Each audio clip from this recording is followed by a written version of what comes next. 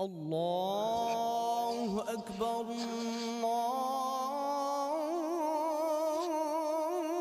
আজান তো দিয়ে দিলে, অনেক তো বেলা হলো, যাই নামাজটা পড়ে আসি।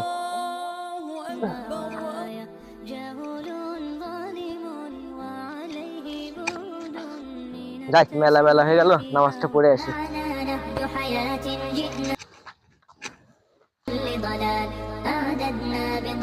জিয়াদি ভাই না? আসসালামু আলাইকুম ভাই। ওয়ালাইকুম আসসালাম।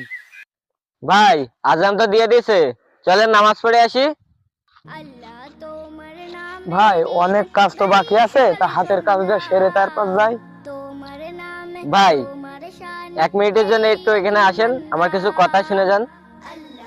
এই হুজুরদের কাজ হচ্ছে শুধু লোকের পুঙ্গায় কাটি দেওয়া, দেখি কি বলে।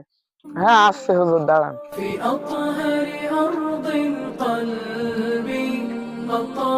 বলেন। ভাই আমাদের প্রিয় নবী হযরত মুহাম্মদ সাল্লাল্লাহু আলাইহি ওয়াসাল্লাম বলেছেন, যে কোনো ব্যক্তি যদি নামাজকে বলে আমার কাজ আছে, তো সে আল্লাহর সাথে নাফরমানি করলো। এজন্য কখনোই নামাজকে ছোট মনে করবেন না। কাজ আপনি পরে এসেও করতে পারবেন, কিন্তু এই যে নামাজের সময়টা, এটা পার হয়ে গেলে কিন্তু আর পাবেন না। নামাজ হচ্ছে জান্নাতের চাবিকাঠি। আপনি যদি নামাজ না পড়েন, তাহলে কখনোই জান্নাতে যেতে পারবেন না। সবচেয়ে আগে নামাজটা আদায় করতে হবে। এখন ভাই আপনি যদি কাজ করেন, তো আমার কোনো সমস্যা নাই, হয়তো আপনার 2 টাকা লাভ হবে, কিন্তু ওই আল্লাহর কাছে আপনি দায়ী হয়ে যাবেন।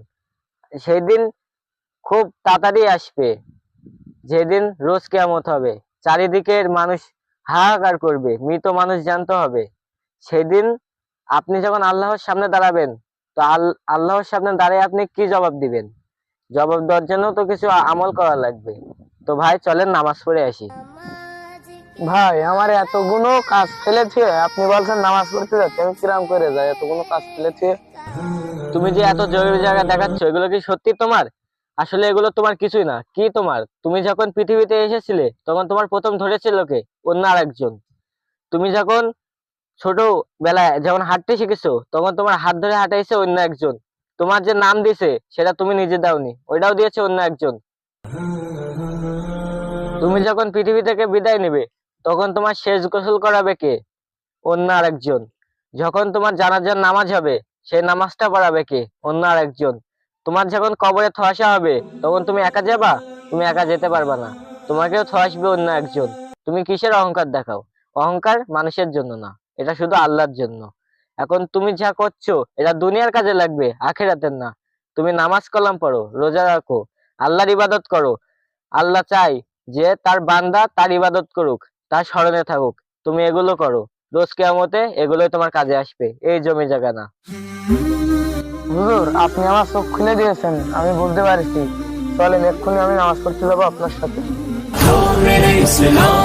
এক আল্লাহর গোলাম আমি, এই তো পরিচয়।